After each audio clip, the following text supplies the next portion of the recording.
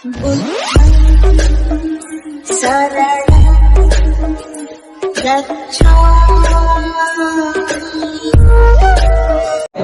नाम है नरेंद्र मोदी। क्या फेंका उसने कि 15 लाख खाते में डालेंगे, उसने 15 लाख खाते में डाले, आपके आए नहीं। उसने काला धन विदेश से लाया, आपने देखा नहीं। उसने रेलवे स्टेशन पर चाय बेची, आपने पी नहीं। कहता है मैं चौकीदार हूं, कहता है मैं देश का चौकीदार हूं। चौकीदार सो गया, विजय माल्या 9,000 लेके भागे।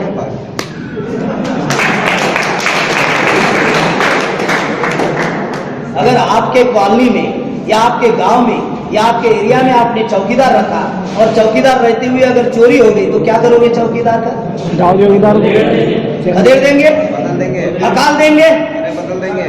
अगर आपके एरिया में चौकीदार रहते हुए चोरी हुई और उस चौकीदार को आप कह रहे हैं हकाल देंगे, तो कम से कम 2019 में यह चौकीदार दिखना नहीं चाहिए। इसकी खबरदारी आप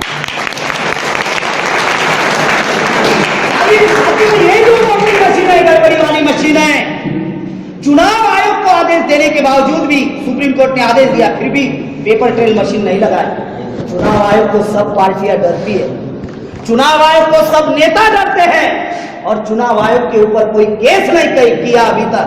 लेकिन ये तथाकथित आजादी के 71 साल में चुनाव आयोग के ऊपर एक लाल ने केस किया और उस लाल का नाम है वामन मिश्रा। वामन मेश्राम जी ने चुनाव आयोग के ऊपर केस किया और वामन मेश्राम जी ने चुनाव आयोग को कहा कि ये गड़बड़ी कर चुनाव जीत रहे हैं, पेपर ट्रेल मशीन इन्होंने नहीं लगाई। सुप्रीम कोर्ट का आदेश होने के बावजूद भी पेपर ट्रेल मशीन नहीं लगाई। कोई वकील है यहाँ पे? कोई है? मेरे सवाल थोड़ा शांत रहिए, शांत रहिए, लास्ट एंडिंग है। आप वकील साहब, कोर्ट की अवमानना जब होती है, कंटेम्प्ट ऑफ कोर्ट, कितने महीने की सजा होती है? 6 महीने कम से कम 6 महीना। मैं वकील नहीं हूं, लेकिन मैं जनता का वकील हूँ, वामसेक का प्रोडक्ट हूँ, तो हर चीज जाननी पड़ती है। बराबर है वकील साहब?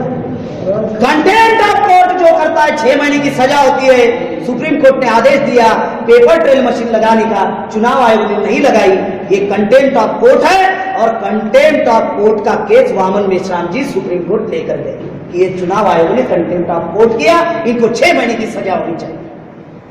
साथियों, सुप्रीम कोर्ट ने फिर से ऑर्डर दिया 24 अप्रैल 2017 को और चुनाव आयोग केस हार गया और वामन मेश्राम जी केस जीत गए। लेकिन किसी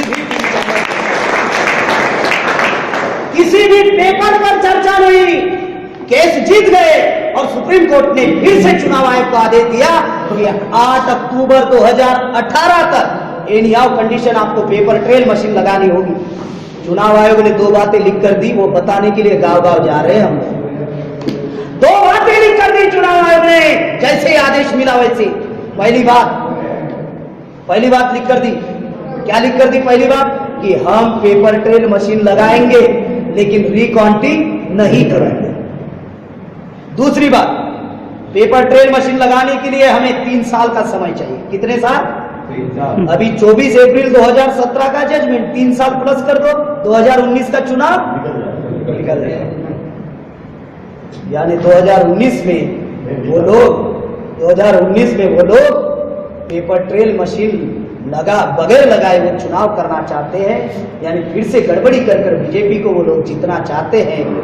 साथियों, मैं फिर से वो मुद्दा आप लोगों को बताना चाहता हूं कि जिस देश में 92% लोगों को कंप्यूटर समझ में नहीं आता, जिस देश में 92% लोगों को एंड्रॉइड मोबाइल समझ में नहीं आता, उस देश में वोटिंग मशीन पर चुनाव होना है।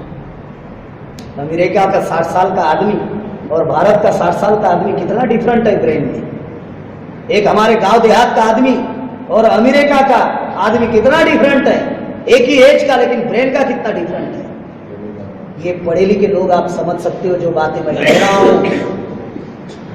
चुनाव आयोग कह रहा है रिकाउंटिंग नहीं करेंगे और पेपर ट्रेल लगाने के लिए हमें 3 साल का समय चाहिए। ये धोखाधड़ी जनता के साथ हो रही है, ये नागरिक के साथ धोखाधड़ी है, ये प्रजा के साथ धोखाधड़ी है। वोटिंग मशीन ये गड़बड़ी वाली मशीन है। 4 उदाहरण बताऊंगा। पहला उदाहरण, जमीन पर बैठकर हजारों किलोमीटर दूरी का सैटेलाइट हैंडल किया जाता है या नहीं? ये तो वोटिंग मशीन नहीं हो सकती। पेट्रोल पंप पर चिप लगाकर पेट्रोल चुराया जा रहा है, आपका वोट नहीं चुराया जा सकता। ये एंड्रॉइड मोबाइल है,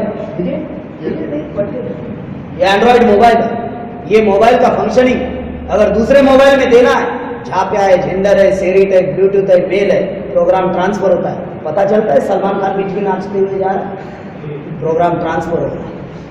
ये मोबाइल है, ये मोबाइल पर अगर मैंने आपका नंबर कॉल फॉरवर्ड पर लगा कर रखा, आप मुझे कॉल कर रहे हैं, लेकिन मैंने जिस नंबर पर आपका कॉल फॉरवर्ड करके रखा है, कॉल उसी को जाएगा। 2 बार करोगे 2 बार जाएगा, 5 बार करोगे 5 बार जाएगा, 10 बार करोगे 10 बार जाएगा। अगर कॉल फॉरवर्ड हो सकता है, वोट फॉरवर्ड नहीं हो सकता। साथियों, ये वोटिंग मशीन गड़बड़ी वाली मशीन है, ये मशीन का हम लोगों को बंदोबस्त करना है, इसलिए ये परिवर्तन यात्रा निकली है। वोटिंग मशीन हटाना है, बैलेट पेपर लाना है। आपको एक सवाल पूछ रहा हूँ, हजारों सालों से आप लोगों ने नारियल तोड़ा, कोई चमत्कार हुआ आपके जीवन में? नहीं हुआ। कोई चमत्कार हुआ? नहीं हुआ। 2019 में एक बार ईवीएम तोड़ दो और जीवन में चमत्कार हो जाए। आपको लगता है ये परिवर्तन होना चाहिए? आपको लगता है ये परिवर्तन होना चाहिए? होना चाहिए। आज मैं जिस उम्र में हूँ, उस उम्र में गरीबी देख रहा हूँ, लाचारी देख रहा हूँ, भूखमरी देख रहा हूँ, लोग झोपड़पट्टी में रहते हुए देख रहा हूँ, बेरोजगारी देख रहा हूँ, नौकरियां खत्म होते हुए देख रहा हूँ, आरक्षण खत्म होते हुए देख रहा हूँ, एट्रोसिटी एक्ट प्रभाव शून्य होते हुए देख रहा हूँ। मेरी उम्र में देख रहा हूँ, मेरी उम्र कोई ज्यादा नहीं है।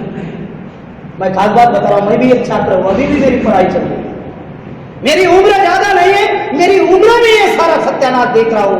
मैं 1 मिनट के लिए सोचता हूँ, आज 2018 में जो बच्चा 1 साल का होगा, जब वो बच्चा 20 साल का हो जाएगा, उसकी उम्र में क्या रहेगा? आज हमारी उम्र में ये सत्यानाश है, उसकी उम्र में क्या रहेगा? तो आपको लगता है ये परिवर्तन होना चाहिए? होना चाहिए। आवाज नहीं आ रही। होना चाहिए। होना चाहिए। घुमाओ इनकी तरफ। क्या आपको लगता है ये परिवर्तन होना चाहिए? होना चाहिए। अगर आपको लगता है ये परिवर्तन होना चाहिए, तो फिर पसीना भी हमारा होना चाहिए और पैसा भी हमारा होना चाहिए। अगर आप कांग्रेस बीजेपी से पैसे लेंगे तो उनकी बोली बोलनी पड़ेगी। अगर आप ब्राह्मण बड़ियों से पैसे लेंगे, उनकी बोली बोलनी पड़ेगी। अगर आप सरकार से पैसे लेंगे, उनकी बोली बोलनी पड़ेगी। अगर आप टाटा बिरला मोहम्मदलाल अंबानी से पैसे लेंगे तो उनकी बोली बोलनी पड़ेगी। अगर आपको लगता है कि बोली बाबा साहब की चलनी चाहिए, आपको लगता है बोली जनता की चलनी चाहिए हमारी गुलामी खत्म होने के लिए और छोटे छोटे बच्चे जो आने वाले हैं उनका भविष्य निर्माण करने के लिए, अगर आपको लगता है तो कम से कम ये रथ जो है परिवर्तन यात्रा का, हम 2024 तक 6 लाख गांव तक पहुंचाने वाले हैं। ये रथ नहीं रुकना चाहिए। जिन जिन लोगों को लगता है और जिन्होंने मेरी बात को सुना है और जिनको लगता है ये परिवर्तन होना चाहिए, वो अपने पसीने का, कमाई का 50, 100, 200, 500, 1000 जितना भी आप इस परिवर्तन यात्रा को देना चाहते हैं, वो स्टेज पर लाकर मेरे पास देंगे, ऐसी आशा करता हूं। आपने मेरी बात ध्यान से सुनी, इसलिए सबका आभार, धन्यवाद। जय हिंद, जय हिंद, आपकी जय। सरल रक्षा